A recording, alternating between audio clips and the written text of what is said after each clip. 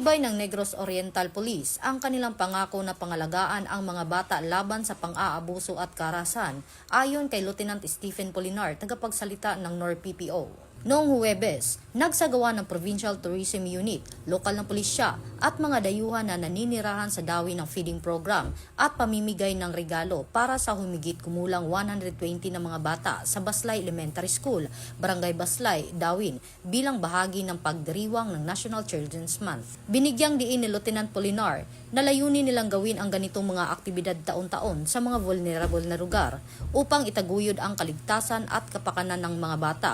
Ito ang bagong PNP para sa bagong Pilipinas, serbisyong mabilis, tapat at nararamdaman.